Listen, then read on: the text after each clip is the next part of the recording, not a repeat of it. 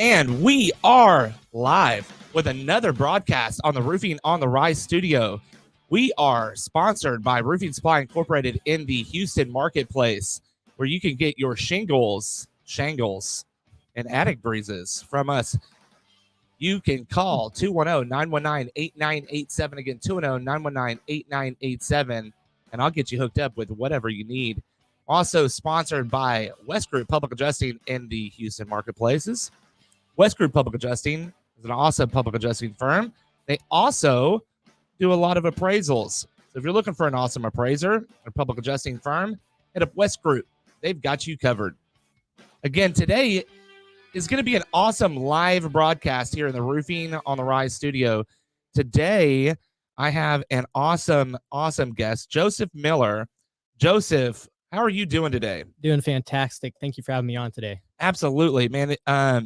I've been seeing your company in the office quite a bit, man, and the question is there of when did Aiga come about, right? Because I've seen you and your guys, and it just seems like you guys are hitting the ground running, like you guys have been out for a while, but just kind of getting ramped up again. What's the story there? Yeah, so we started our LLC was formed roughly 3 years ago, but we went into action, I would say about January, and then no, we've been doing amazing. We got about 15 people already part of the staff. We got about 10 more coming at the end of the month, and then, yeah, we're swinging. We already hit way over 1,000,000, and, we're not even year 1 in, technically on paper.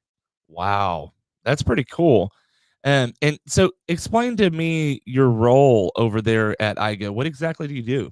So my role is to oversee everything. I'm the vice president. So what I do is we get people in, and then from that point, we're going to train them. As you know, we just did a training here recently, and then we're showing them how to be successful in the industry. So that's from being at the doorstep all the way to closing the deal, and then of course, handling the adjuster. But my overall job over at Aiga Roofing is to get people in, to oversee everything, to make sure it's operating correctly, and then, overall, hit the big dog. So hit the real estate offices, hit the investors, and do things like that to actually make us grow, go on podcasts. Yeah, yeah, that's awesome.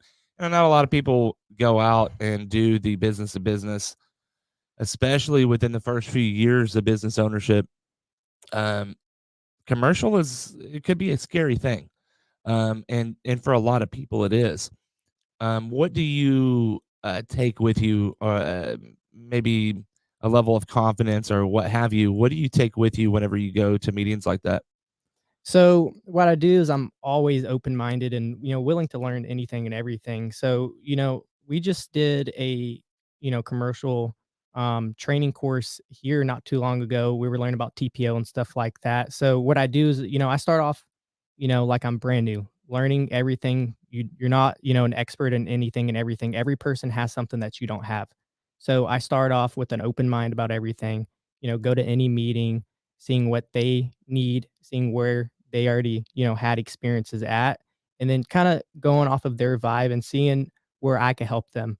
They're the people that need the things to, get their new roof, you know, what new product we have, things like that to be successful. So I always go in open minded and, I just really ask, what do they need and where can I help them?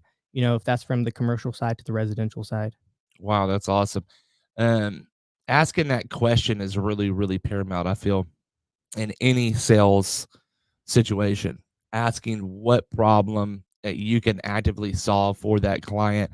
And I think that, um, I speak for a lot of us when I say that that's an awesome closing technique, right? So a lot of us hire closers will do that because that's our foot in the door, and that's an easy way of saying, "Hey, how can I close you?" without saying, "Hey, how can I close you?"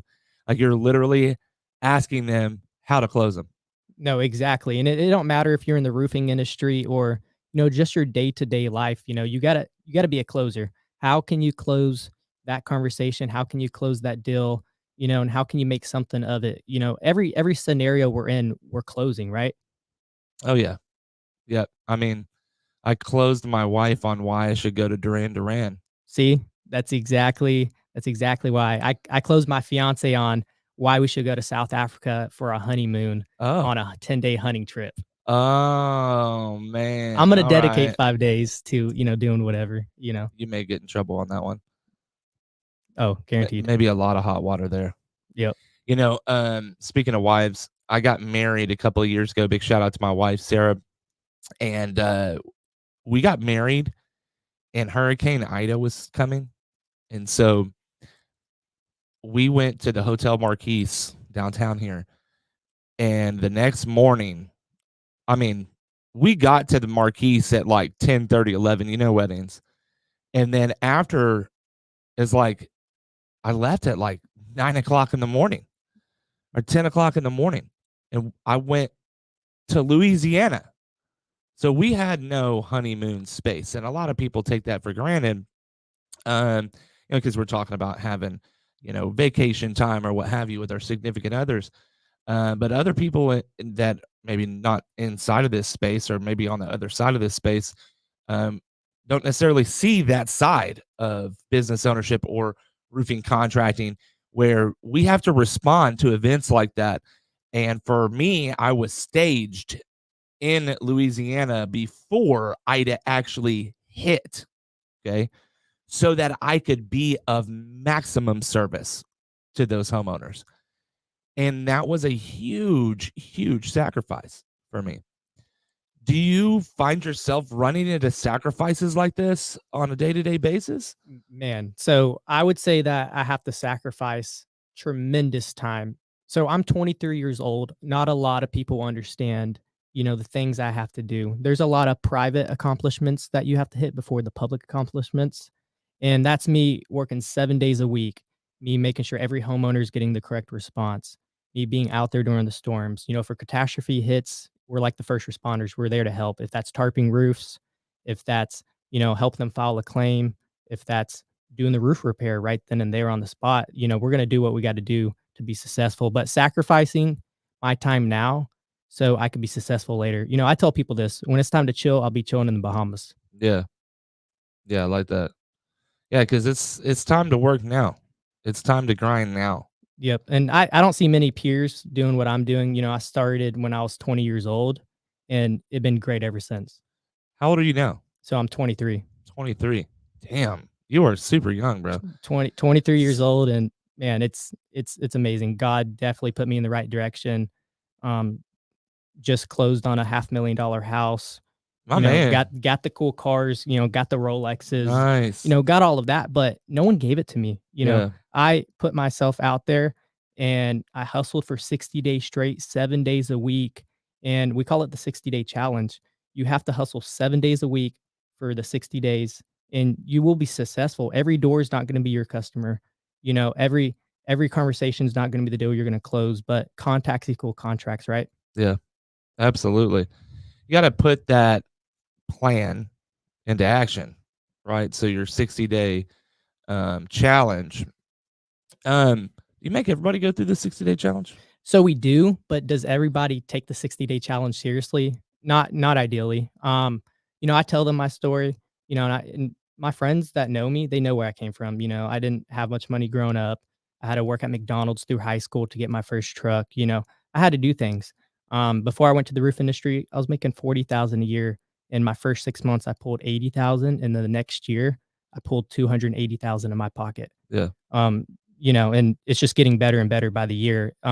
So going from making 40,000 a year to 60,000 within 6 months is, insane. Now I'm having $50,000 months in my pocket. Yeah. So it's totally insane, insane. You just got to stay humble and keep grinding. Yeah, absolutely. I know whenever I first started, it was a very different grind. I didn't have what we have these days, especially training, right? Like I joined onto a prominent company, a large company, national account, and their sales process was here, jump in the car with Johnny, ride with him for a few days, then come in and I'm going to yell at you because you didn't knock enough and have a good day. But I mean, they weren't talking to me, they were talking to everybody around me because I had already closed my first deal within my first week, right? Cash, and got paid the next week. So the dichotomy was different. Do you find with newer sales reps a type of entitlement when they come in? Yeah, no, I feel like a lot of people, if they're not starting at a fresh company and they kind of have it made, then they have that I have it made attitude where they're not going out and doing what they got to do. You got to feed your family. You have to ask yourself, what do I need to do today to put food on my table? So I feel like a lot of people are like kind of privileged on the roofing side of things. When I started off, I'm glad you made that comment. So when I first started off, I was in oil and gas, and I ended up getting COVID. And I was like, man, I was already having a business that I created named Miller Moonwalks. It was a bouncy house company. Okay. um, did good. I was making good money on the weekends, and then, I went back to work because the last company I worked at, they actually shut down due to COVID. And then I went back to another oil industry and already had this business, took my severance and created that. So whenever I started off, like I said, I had COVID, so I wasn't working for 14 days. So I was doing a few concrete jobs, subbing it out. And in that week, I made more than I made in the last 2 months. So I told myself, this is not for me. The 9 to 5 is not the move. What we're taught in school is not the move. They teach us, go to the job with good benefits, go to the job that's, going to pay good. Where can you grow and stuff like that? That never been my mindset. My mindset been, where can I conquer an industry and, be the best? Because in oil and gas, at the age of 19, I moved up the corporate ladder tremendously. So from that point, I was like, yeah, this is cool and all, but look at the owner. Look Yeah. what they have. So, Yeah. so whenever I started in the roofing industry, I went with someone and they were knocking doors after that College Station hailstorm. I think it was Oh yeah. 4/15, 2021 or 2020. But 21. I told myself, that is not what I'm supposed to do. Yeah. They were rolling down the windows. Hey, you got hail damage? And I'm like, yeah, that's not the move. Man, that storm was something else. Actually, 421 hit Magnolia too, and I made a ton of money. I've spent it all. That's one thing that I have an issue with in my life is figuring out how to control money. So my wife is helping me out quite a bit with that right now. Shout out to her again. Shout out. She gets a lot of shout outs in these because she's my rock. I mean, she really did help set me on a right spot. And then God took care of the rest. But but yeah, I mean, when it comes to when it comes to getting through the day, is there a certain regiment that you do to get through the day? So do you work out? Let's see, you got a coffee. Do you do that every morning? So what I do is I try to hold myself accountable. So at 5 o'clock in the morning, what I will do is, first thing is you want to hit a private accomplishment. So at 5 o'clock, I want to start off my day achieving something. Don't snooze your alarm clock. Yeah, Start off the day swinging. yeah. So I wake up, I go and let my dogs out. I have a Frenchie and an Australian Shepherd. And then from that point, I turn on my laptop and I start planning out my day. Okay. Typically, I'll have it planned out the night before, but what I do is I resume, my calendar and I try to see what do I need to do today to be successful. I'm about 2 weeks out on my schedule, so it's constantly going. If it's me helping this person or me helping that person or me closing deals, myself. So what I do is I start off with a private accomplishment. About the first 30 minutes, I let the dogs out, kind of oversee my day and stuff like that. I don't try to be on my phone or anything like that. So, I'm starting off, seeing what this person's doing, what this person's doing. And then I typically will go get some coffee and then I'll head over to the office and then I'll get things rolling. My first 3 hours of the day, I can achieve more than I can all day. It's kind of a peace of mind thing. Yeah, I feel that. Um, so do you work out? So I do have a membership at a gym. Okay. I do not use it as I should, Yeah. and that's actually my goal this year is to stop talking about it and actually do it. Oh, okay. Well, that won't be hard because I'll motivate that a little bit. Yeah. Next time I see you, I'll definitely say something. If you pay attention to my content, you'll see something from me in the gym every day. I feel that it's very important. And just because you're skinny Doesn't mean you don't need to get in the gym. I'm just fucking with you. But uh the same rate, I have seen friends of mine that good build and just piss it all away. And it not necessarily have anything to do with them not working out. It's just there's something about working out that clears your mind. It's like you were saying, the first 3 hours of the day you can get more accomplished than any other part of the day. For me, it's that's true. And the reason it's true is that I attack my day with a workout. And it doesn't matter if it's 20 minutes, if it's 50 minutes, if it's 2 hours, right? Generally, it's longer than 20 minutes. But, I go regardless of how I feel, and I roll out first. So I'll go and walk/jog for 3 minutes on the treadmill, and then 3 to 6, and then I'll go and I'll roll out with a foam roller, and I take this foam roller with me and I roll out. And what rolling out does for me is it's like, okay, all I got to do is roll out. That's it. That's all I have to do. And then I start rolling out, and then I start hearing Goggins in the back of my head. Yep. And if you listen to any kind of David Goggins, any David Goggins at all, you'll realize how much of a little wimp you are. Exactly. You heard about that marathon? Yeah, Dude. absolutely insane. The accomplishments that he's made throughout his life, um, I'll- I'd say that 99% of them have to do and revolve around his personal health. So yeah, I'll definitely encourage you the next time. Where is your membership, by the way?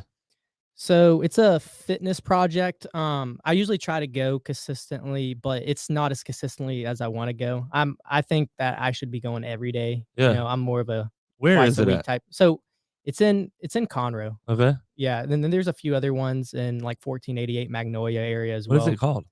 Fitness project. Fitness Project. So it used to be the Gold's Gym. Oh, okay. Yeah, yeah. But Cool. Do they have a pool?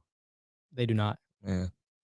So I'm a little pampered right now. Not, I don't have a pool. I mean, I have a pool at the house, but um, they have a hydro massage chair. Ooh, they do got that though.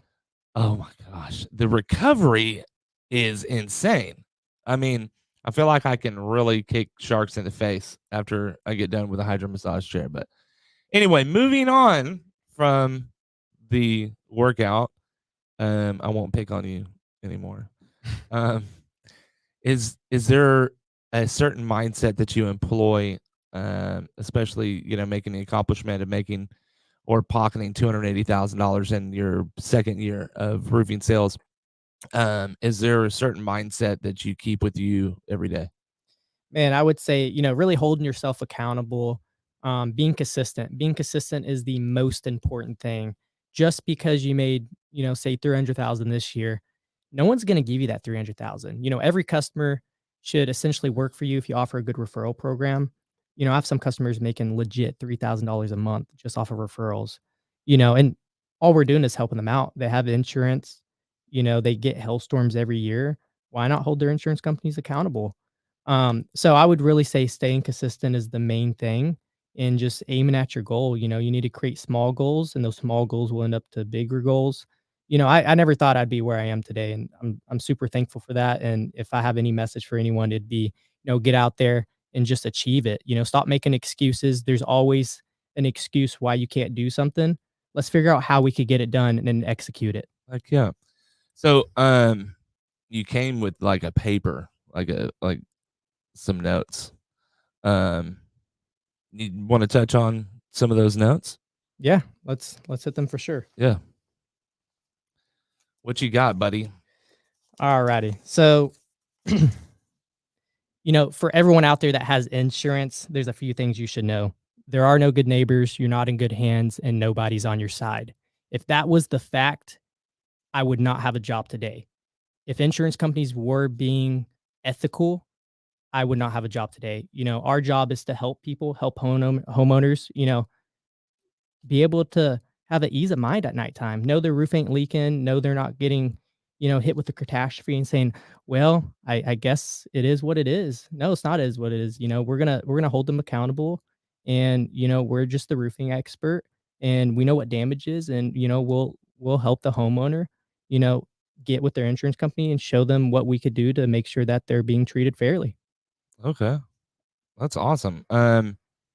Shout out to every insurance company that you just threw under the bus. Definitely not trying to start a fight, but you guys definitely need to tighten up on how you operate. Yeah, no, for sure. My insurance company is amazing. I love them. My agent's awesome. But there is books from, Yep, I mean, like from Open Hands to Boxing Gloves.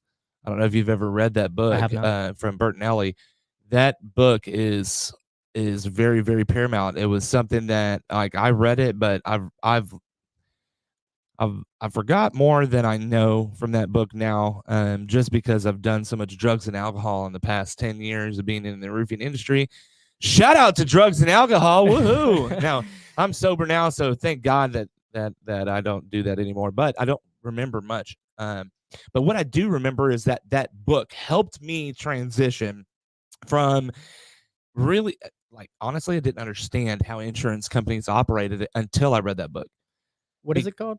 From Open Hands to Boxing Gloves. I'll write it down. Actually, my mentor has the book. So if you promise to read the book, he may let you read it, but you have to give it back. Right. So if you don't, beat you up. No, I'm just kidding. He's a golfer, so he's he's not like a big burly guy or anything. But anyway, he'll beat you up on the golf course. You golf? I do golf. That's actually one of my hobbies I'm passionate about. Ooh, let's Yeah. go, dude. Yep. It's on, man. So now that I know that you golf, we will plan some golf here in the next few weeks. Your sales rep is Cynthia and Ramiro, right? That is correct. They're amazing. Shout out to them. Shout out to Cynthia and Ramiro here Yep. at Roofing Supply Incorporated. You guys, let's get a golf trip with Aiga, and I would love to come if you don't mind. So whereas it comes to business ownership and or being a vice president, because I know that's just two different things, but you're coming into business ownership too, so that's why I said that. um is there something that you're apprehensive with right now, walking into your next business? So the next business, I'm really trying to focus on, my next goal and stuff like that is, really the public adjusting side of things. I'm really good at report building, using Hague standards and kind of just doing a good presentation on showing people what is damage, why is it damage, and why should it be paid in full. So, that's my next goal going, just the certifications and stuff like that, getting that started. Um, there's a lot of certifications you need to get started on that. But on the roofing side of things, it's just taking what we already learned from, say previous employers and knowing what is good and what's not good. I worked at multiple companies and I'm thankful for every opportunity I have, but it's time for bigger and better things. And that's where we are today. And, I could say that, oh, maybe this ain't a good error for storm dates. Dude, this year has been the best year in storm dates. Oh Shout my out to the gosh. storms. Yeah, man. I mean, we have had in Houston alone, I mean, we got hail 2 days ago We did. in Cypress. And then it's like 99 in Cypress Wood or 99 in Cypress Rose Hill. Anyway, if you're a roofer, run to Cypress Rose Hill. No, I'm just kidding. That's not what you do. You got to catch the storm. It's completely different than going and just chasing the storm. It's 100% different. 100%. I'm not even so when I started off, every person has to build their pipeline. So, I was doing that hailstorm, I'm right there. Hailstorm, I'm right there. But once you build a referral base, you got people calling you So much easier. and, So much easier. phone call after phone call. Hey, my neighbor needs help. Hey, I know somebody that needs help. And that's where I am right now, just referral based. And like I said, I'm about 2 weeks out on my schedule, and I'm very thankful that I have a good team where they can help me out on every deal that we have. That's awesome. That's awesome. What you got next? Alrighty, so I wanted to kind of see, where where did you come from? And, really, how did you get to where you are right now? You were in the roofing industry as a contractor, right? Yeah. I'll give you a brief rundown. It's pretty interesting, pretty funny, and pretty cool. So, me and my wife lived in a one horse town, Lake Whitney, Texas, not too far outside of Waco, Texas. If you're from that area, big shout out to everyone that knows where I came from. There's one that's probably watching this right now. You know who you are, and keep on pushing. Me and my wife used to throw parties and make money. And we worked at Chicken Express, and that was kind of our jam, right? Well, I sold weed. I'm just going to be honest. Uh, and I thought that that was an acceptable mode of business, and it wasn't. And that was like for a very brief season, too. It wasn't like I was a fucking drug dealer, guys. Just going to put that out there. It was pot, and there was very, very short period of time, like 6 months. But within that 6 months period of time, I figured out that I could make more money in a couple of minutes, even a couple of hours, than I did the entire month that I was at Chicken Express. And I'd already been a business owner before. So I knew what was going on with the 9 to 5 clocking in, clocking out bullshit. But I'm glad I did it because I met my wife. After that, I had a buddy. I mean, we're working at 10 o'clock, 11 o'clock at night, and a buddy comes to the Chicken Express, and we're closing. And he's got this paper in his hand, American Classified, by the way. And half of what American Classifieds are bullshit. So, or at least there's a lot that's bullshit in there. And so there was this ad, and it was like, make $100,000 in your first 6 months, and you don't have to do anything. Ladies and gentlemen, this is it. And I'm like, this is trash. I'm Yeah. like, this is definitely garbage. I told him no. He came back like a week later, and he was like, listen, I got 20 guys going to this interview. You got to come. I'm getting paid by the amount of people that I get to go up there. So each person, I'm getting $1,000. And I'm like, no, the fuck you're not, dude. Like, you are not getting $1,000 to get somebody to show up to an interview. You're stupid. Mhm. We show up. Long story short, we show up 2 days later after sleeping on his floor because the first interview didn't work out for whatever reason. We didn't even get to make it there. And it was on the owner side of things, so it wasn't our fault. But anyway, so we make it to the interview, and they sign a fucking $25,000 check and hand it to him. And I about shit myself. I didn't know what the fuck was going on. Maybe drugs. I don't know. Like, I had no fucking clue. And I had my little interview, and it was like fucking 5 seconds. Shout out to Corey Sanchez, knew exactly what he's seen inside of me whenever he interviewed me with RRSA. Again, big shout out to RRSA, Marty Haight, and Corey Sanchez. And Marty and Corey were in the office, and Corey was just like, all right, you got a car? Yeah, I got a car. Like, all right, well, I need you in Amarillo in 48 hours. And I'm like, I'm in fucking Waco, right? So I was like, all right, cool. So I took the check, the travel check, and that check was bigger than 2 weeks worth of pay anywhere. And you know how some roofing companies do, they just throw money away. And Dude. that's what they did. They just fucking threw it. And it didn't go down the drain. I mean, obviously I'm here now. And I went up to Amarillo, and Amarillo, that first hailstorm was a doozy. There were two horizontal tornadoes that had thrown stones into the side of the houses. It looked like somebody came with a shotgun and hit it with rock salt on the side. And that was my first storm. Within the first week, I'd made commission, so I was knocking doors where no one would knock doors. That was exactly where the hail hit. It was the hardest hit area, and it was a 7-month-old storm. It was not where I was supposed to be knocking. It was not where I made the most of my money either. It was the first commission that I got. And that job taught me and helped launch me into my career. So I knocked on these doors and it was like, hey, go ahead and check my roof. And I'm like, all right, cool. So I jump up there and I look around, I scurry, trying to find it. And it's like a 12-12. It's like this. And I've got cowboy boots on. I did Dude, not have cougar paws. I didn't know what a fucking cougar paw was. And it was like this. And like in the valley over to the right of the ridge, there was a uh, a skylight, and the skylight, the flashing just looked trashy. The entire roof was brand new, brand new. So I took a couple of pictures, and I was like, "All right, brand new roof, whatever." Or I didn't say brand new. I said I don't see anything. So I came down, and that's what I told him.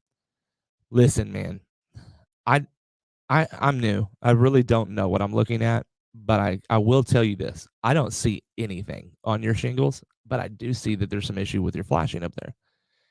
And he congratulated the fact that I got up on his roof and his roofer wouldn't.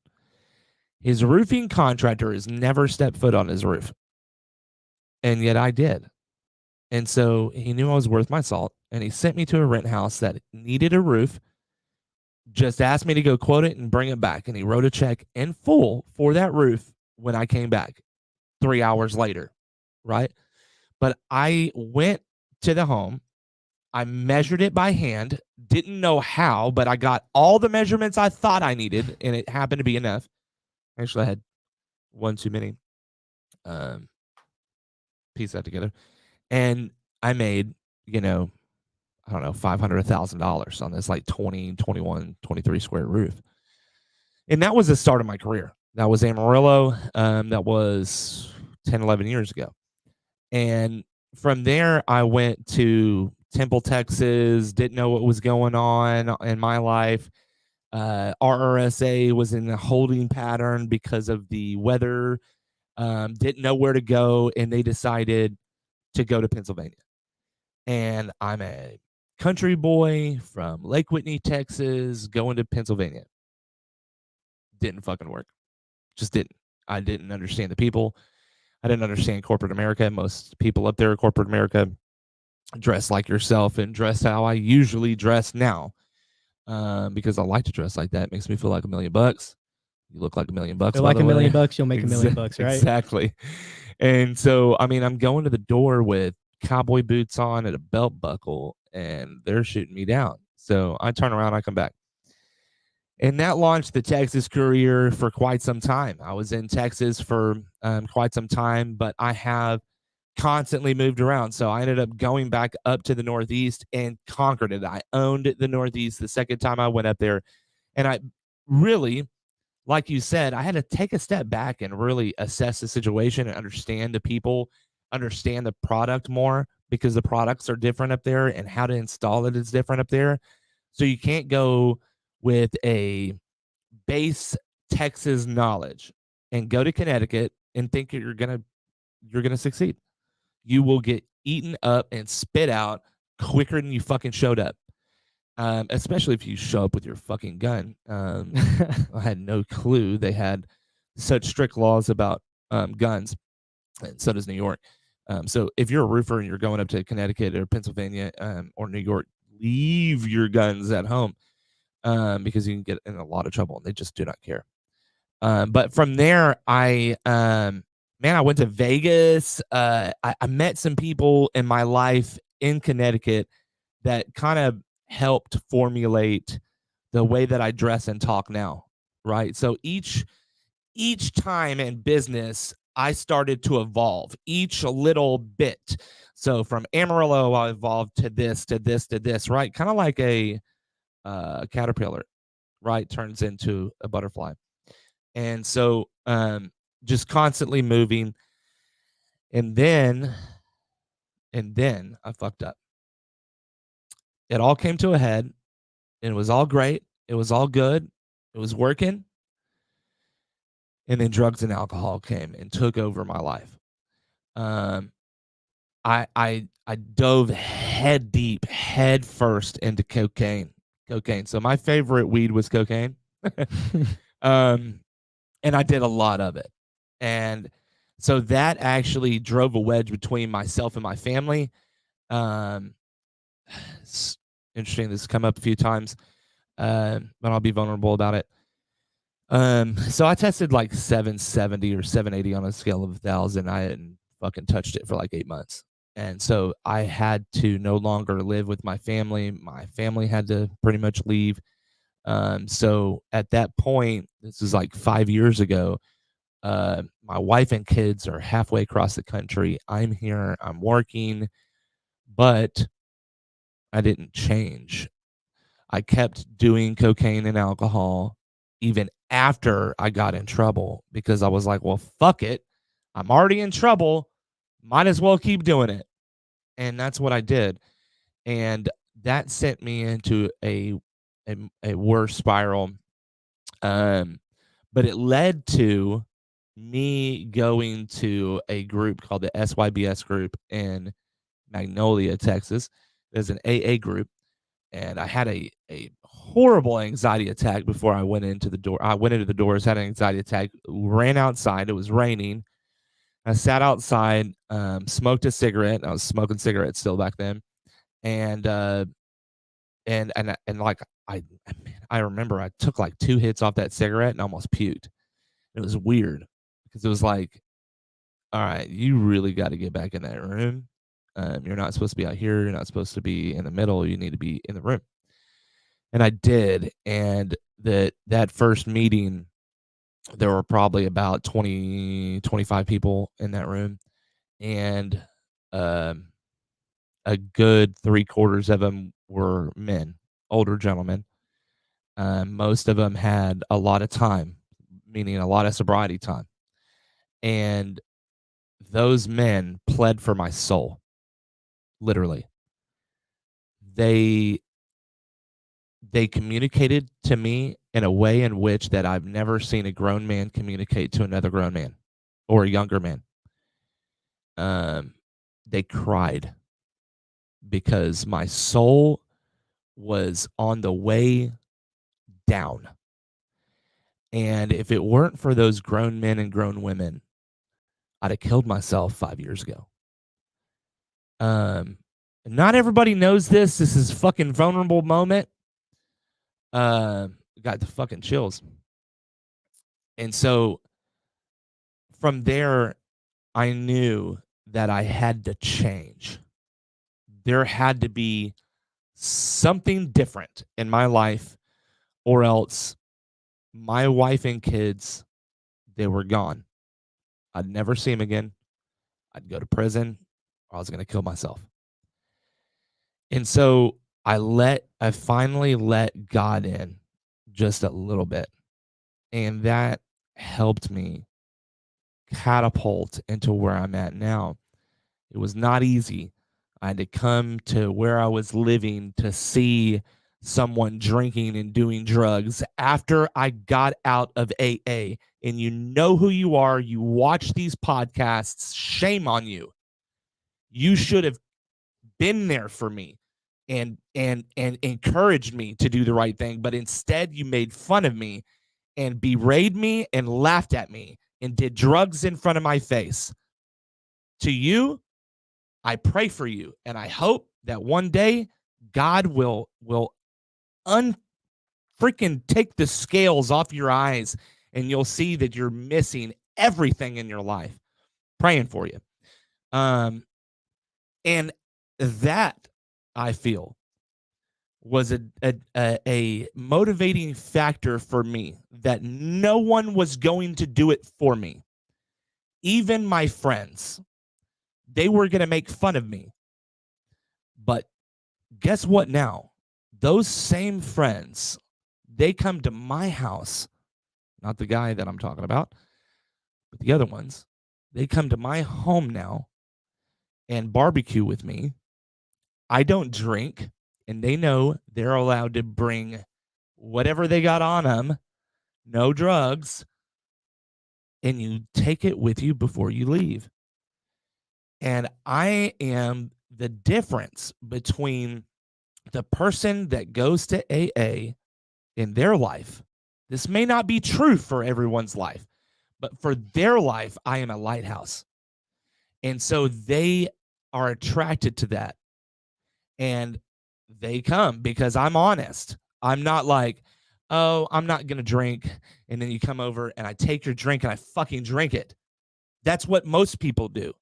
I don't do that. And I'm not saying that if you do drugs or alcohol, you're a bad person.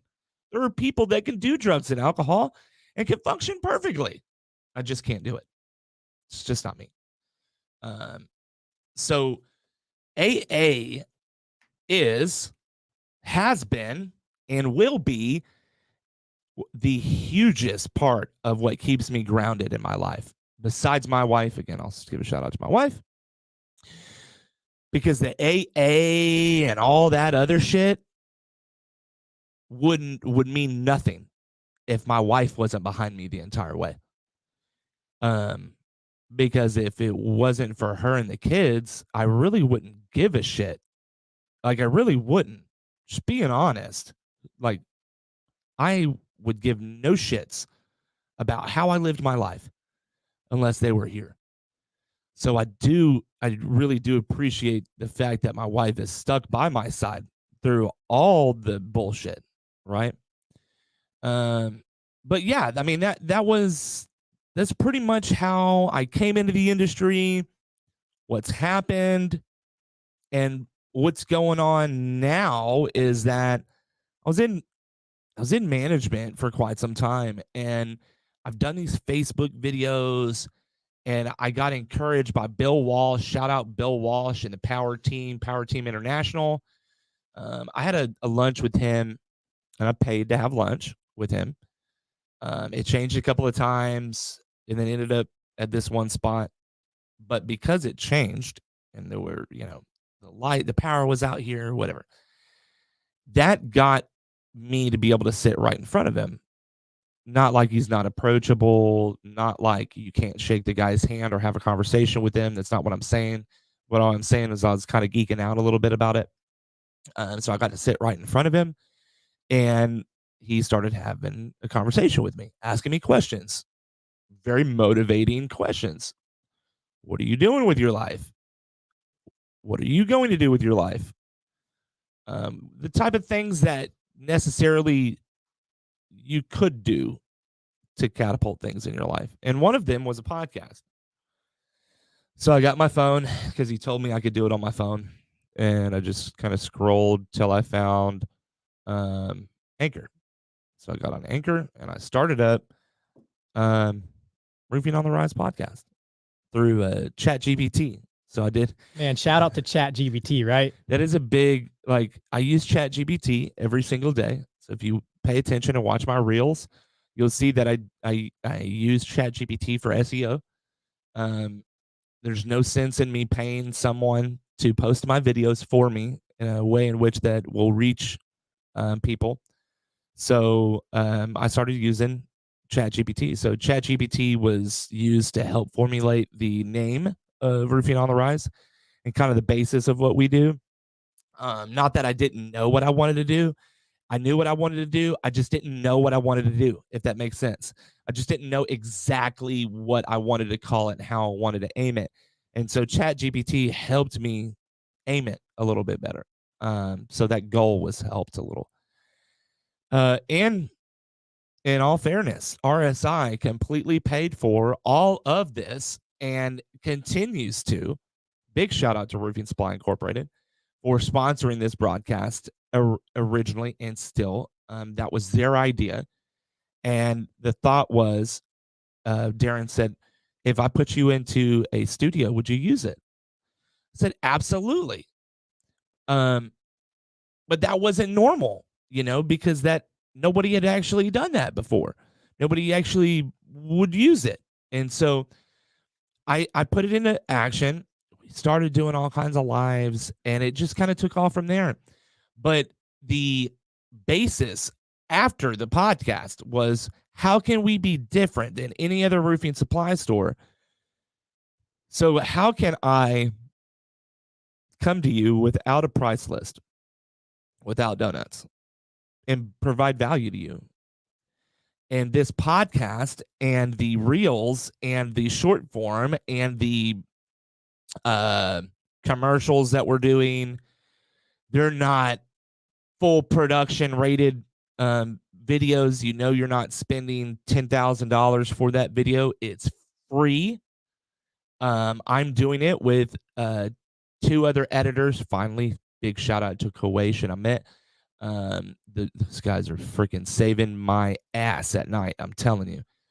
But yeah, we're doing amazing. I mean, I say they're not professional rated videos, but I mean, if you go to my Facebook and you look at them, they're really nice. They get thousands of views. So I've actually met quite a few people, you off of Facebook, right?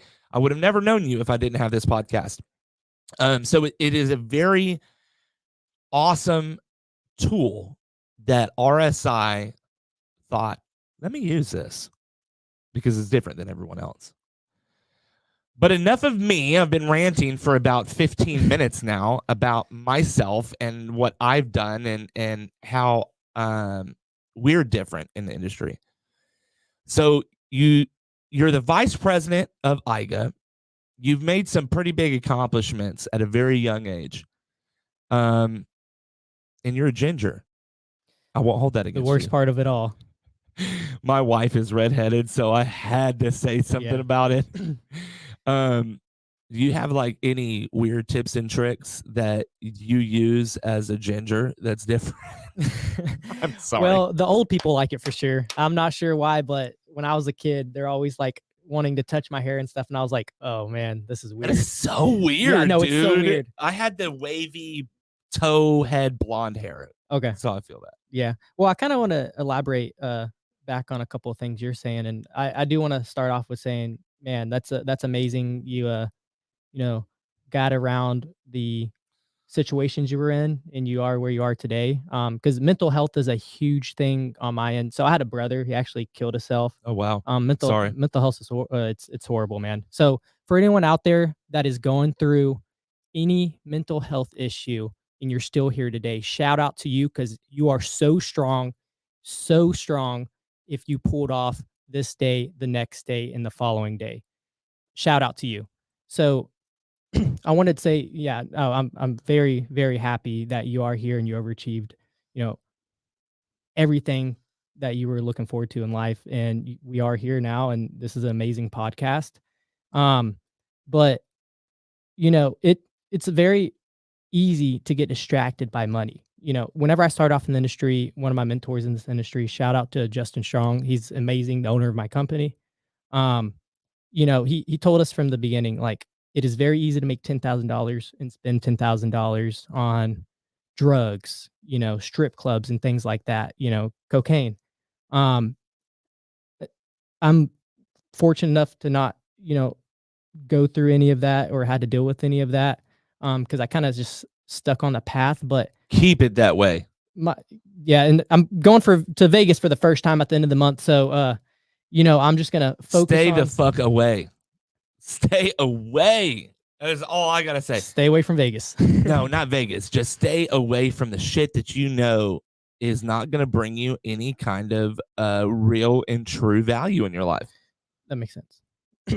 That's it. Like, I mean, I'm not telling you not to go drink.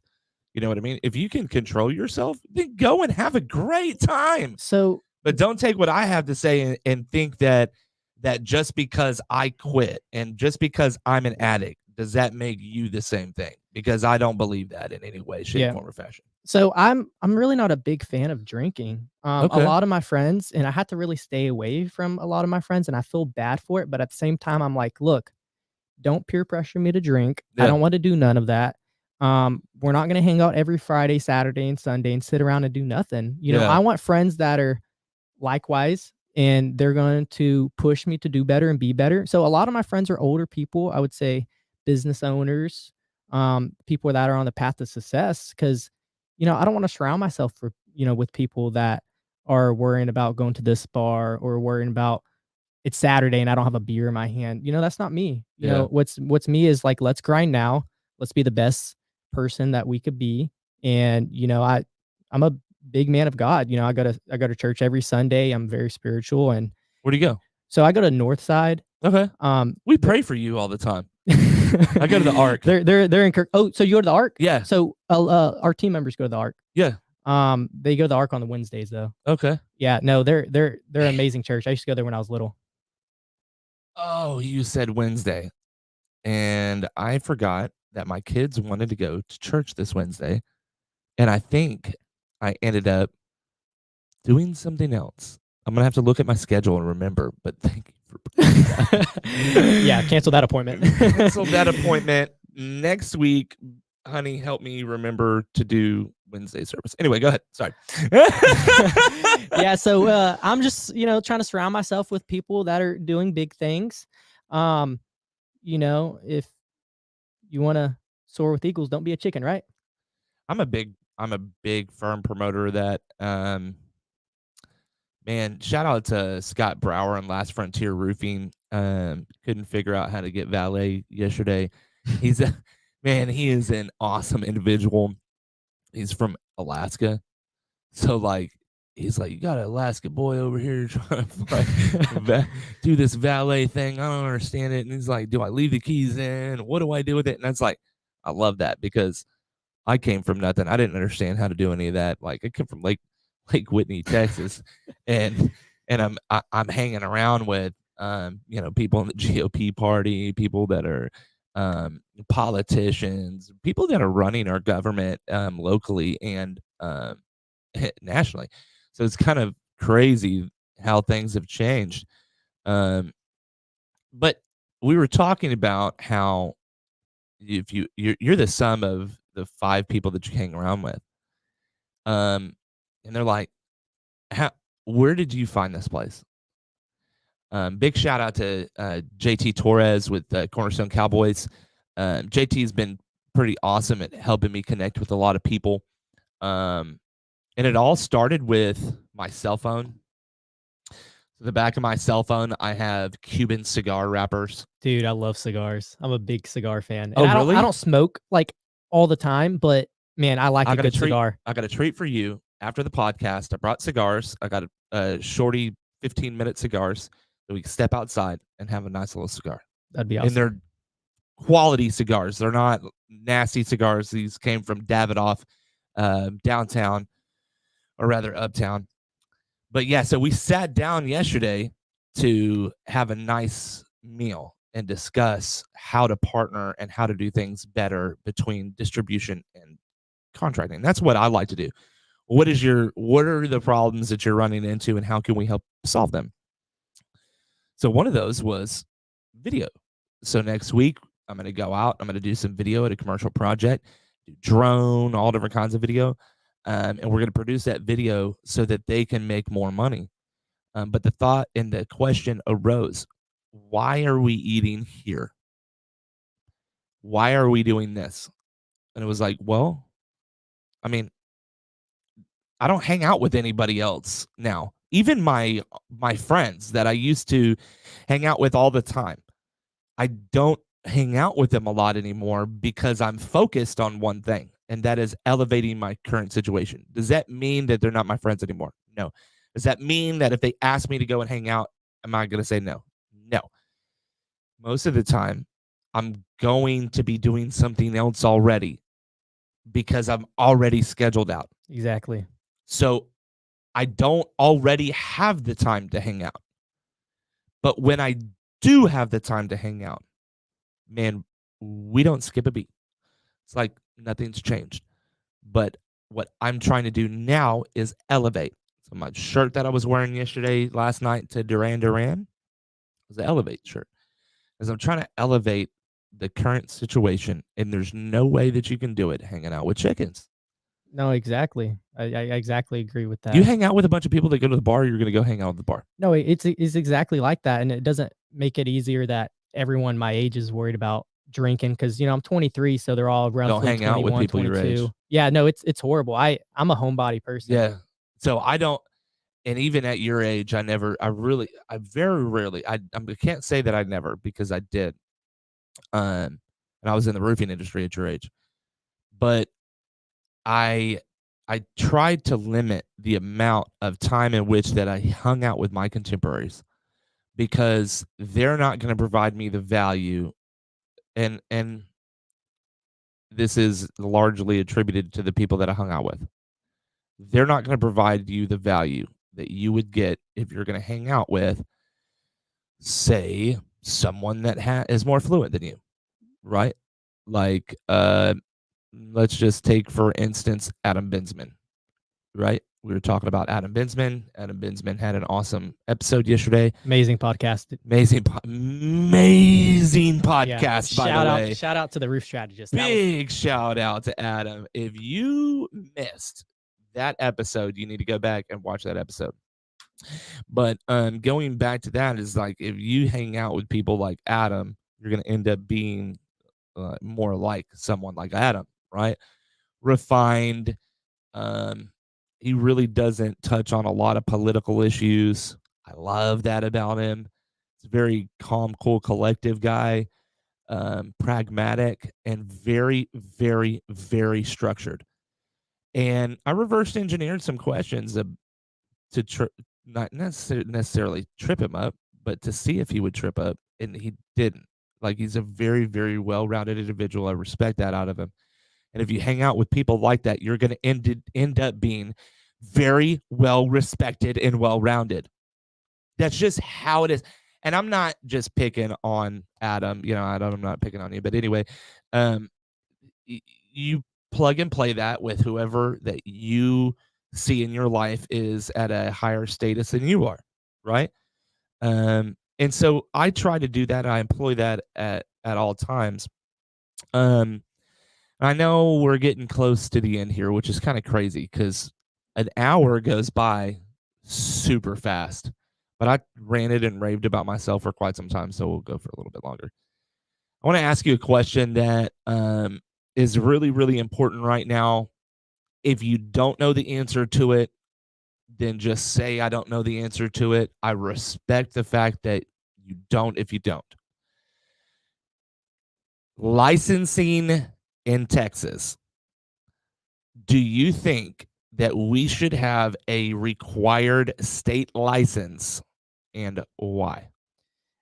I am so glad you asked that. That's a very, very big topic, in my opinion, on the licensing portion. Because in Florida, you have to have a license. California, Louisiana too, right? Louisiana is not as strict as Florida, but they are kind of strict. So I'm a big fan of having licensing in Texas because we have those fly by night roofers chucking a truck. The people out there that's not doing the jobs they should, and they probably shouldn't be doing roofing. Some people should just stay in their lane and stick to what they know. And roofing's not for everybody. I get to some houses and I see 4 layers of felt. I see the wrong decking and stuff like that. And I'm super thankful that International Residential Code is there because I'm getting all my roofs redecked just due to that one code. Not sure if you keep up with our Facebook or not, but we're doing a lot of redecks, and that's due to improper insulation and IRC code is getting it bought. But yeah, I'm a big fan of having licensing because this industry is not an industry for everyone. It'll really make you make ends meet very, very well, and it's not, I would say, super hard to be successful, but it's super hard to stay successful on your growth. I agree with that. But I'm a big fan of licensing. It's just one more step inside of your way. I mean, I'm not a big fan of if you're a felony, you can't get that licensing because so many owners are felonies and they turn their life around. There's so many people in this industry, that we talked about that a lot in like 2 episodes ago. Like how there's a big this is a second chance. This is a huge second chance industry. And so if we were to put licensing into place, we would need some sort of checks and balances with that because we are a largely attributed second chance type group. But there needs to be reform. Exactly.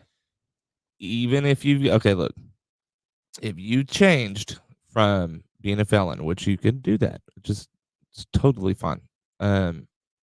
I did something stupid. It was a misdemeanor, but it could have been rated as a felony, very, very young age. So it could have been easy to be a felon like at 18 years old because the system is designed for that. So screw you, system. Um, but anyway, I feel that it's important that at least no burglaries of a habitation. Um, that's huge. And sexual crimes. I think those two things should be looked at very, very heavily and under a lot of scrutiny. I feel like I don't feel like, I know that if you are registered, you're not allowed in my home. And I don't give a fuck who you are. Period.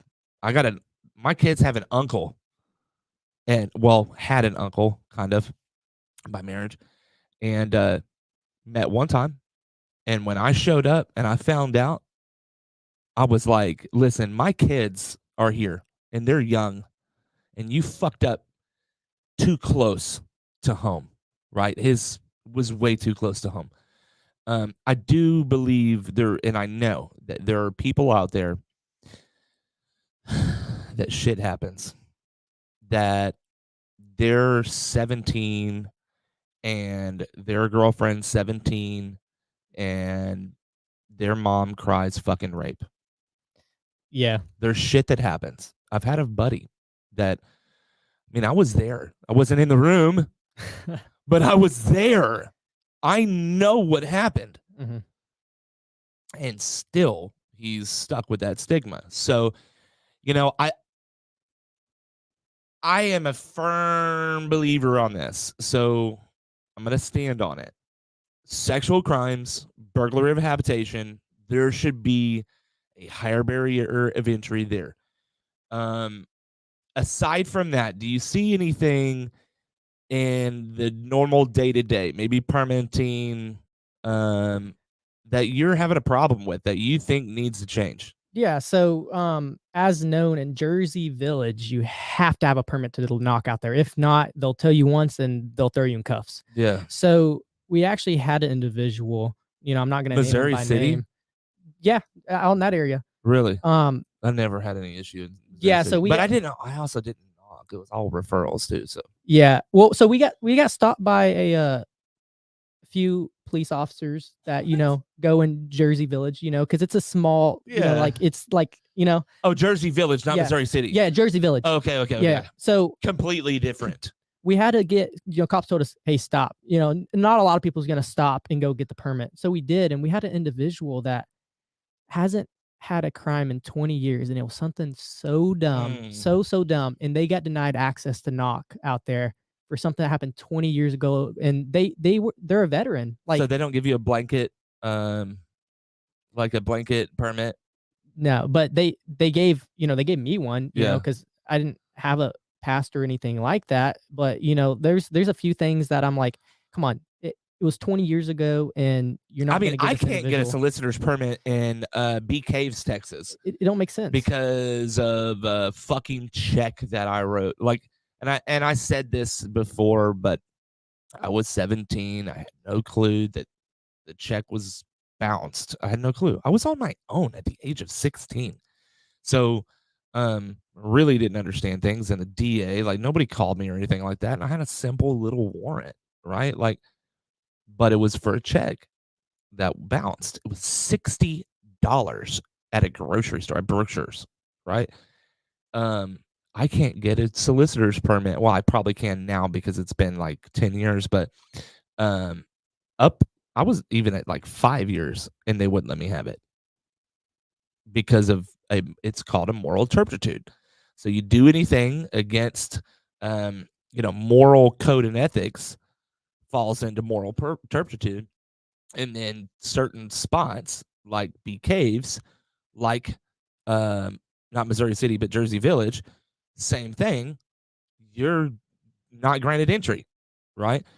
I know there was one other spot, just got a tornado, and they required solicitors permits. Yeah, so this may not be the spot, but there's a place in Conroe's Willis area, Panorama Village. Oh yeah, They're kind of they got their own cops and stuff, and it's a little small. I would say a big no, I would say it's a big neighborhood. Well, it's a golf course. Yeah, Yeah, so, I mean, it's to be expected, but I love golf course. I love knocking on the golf courses even. yeah. Oh, Walden. So when Montgomery got Oh, hit, man. so I'm a member of Walden. Oh, are you? Yeah, so when they got hit, I instantly got a membership, golfing, making That is connections. hilarious. Like I said, contacts equals contracts, right? Yeah. So, people want to do business with their friends. Yep.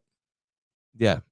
Largely, I mean, that's what I'm going through right now. I got a couple of clients that purchase. I've got a lot of clients that have came on and opened an account, but not yet purchasing yet. And that's what it has everything to do with. People want to buy from people. People want to buy from their friends or someone that they feel comfortable with, and that they're going to have them in good hands. Yeah, that's why we're RSI fans for life. I mean, really shout out to Cynthia Woohoo! and Ramiro. Like y'all are doing amazing. That's freaking awesome. I love hearing success stories like that. But we are drawing towards the end of our episode. Um, Bryce Corral came over here and said ginger. That was back when we were talking about the ginger hair color. It's Yep. awesome. Ginger power. Shout out to Bryce. Doing great things. Bryce actually on y'all's team now. Dude, Bryce is amazing. So we just got Bryce on board. He's our trainer. When I say he's amazing, dude is so uplifting. He puts everyone in a good mood. Really shout out to Bryce. I'm so glad you're part of our team. We're gonna do big things. Like seriously, we're doing big things. Um, Shout out to you.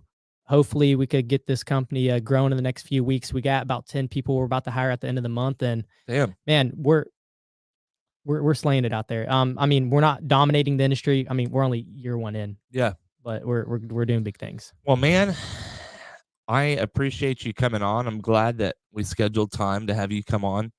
In the next 365, definitely want to get you involved with Harka.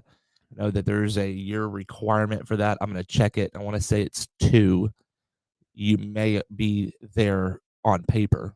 So, are you with Harka yet? So, and I'm glad you said that. So, I'm a big fan of being able to join different communities and utilize them. Yeah. I worked at multiple companies, and I learned in the past, don't talk to them, don't deal with them. They're all the devils. They're all out to get us and stuff like that. And that's not the case. Yeah. Use your other peers and learn from them and conquer the industry, as a group.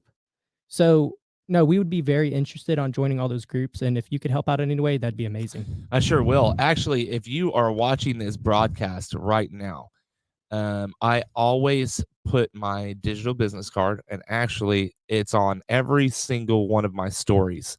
So it's a call to action on every single one of my stories. You can do it right now. Click on my name, and it will have at the bottom, you can click my business card. On that business card, you scroll down or up rather, and it'll have a button that says join Harka, Harca, Houston Area Roofing Contractor Association. We'd love to have you, and you can join directly through my link on my card.